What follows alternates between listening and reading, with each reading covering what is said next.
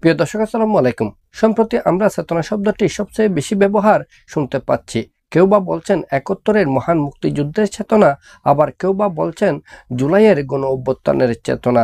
তাই আমরা আজকের এই ভিডিওতে চেতনা, গণমাধ্যম এবং জনগণ এই বিষয়টি নিয়েই আলোচনা করব। বাস্তবিক পক্ষে চেতনা, গণমাধ্যম এবং জনগণ এই তিনটি উপাদান একটি জাতির আত্মা এবং তার ভবিষ্যৎ নির্মাণের প্রধানতম হাতিয়ার। চেতনা আত্মজাগরণের সূচনা। ব্যক্তি ও একটি জাতির চেতনা সময়ের সঙ্গে সঙ্গে বিকশিত হয়, একে গঠিত করে শিক্ষা, সংস্কৃতি, ঐতিহ্য এবং অভিজ্ঞতা। দ্বিতীয়ত, চেতনা রাজনৈতিক আন্দোলনের প্রাণ। যেমন 1971 সালে মহান মুক্তিযুদ্ধে এই জাতির আকাঙ্ক্ষা ছিল, এই জাতির চেতনা ছিল একটি স্বাধীন সার্বভৌম বাংলাদেশ, একটি গণতান্ত্রিক বাংলাদেশ।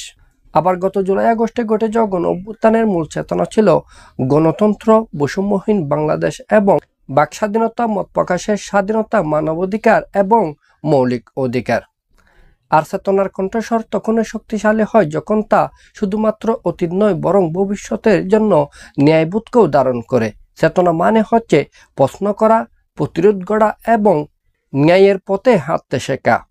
গণমাধ্যম চেতনার আয়না। গণমাধ্যম তথ্যের বাহক, কিন্তু একই সঙ্গে চেতনার নির্মাতাও। সংবাদ যখন পক্ষপাতহীন হয়, তখন তা জনগণের আশ্রয়স্থলে পরিণত হয়।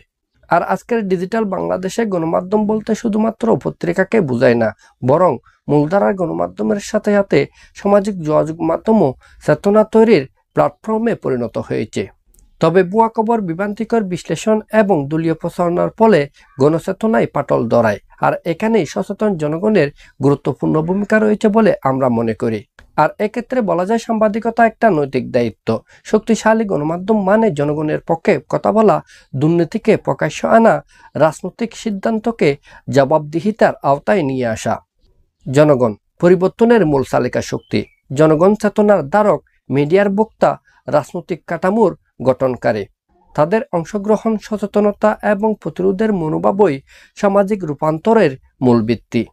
সেই সাথে গণ আন্দোলন তখনই সফলতা লাভ করে যখন তারা সুশিক্ষিত হয়, সংঘবদ্ধ থাকে সর্ব অবস্থায়।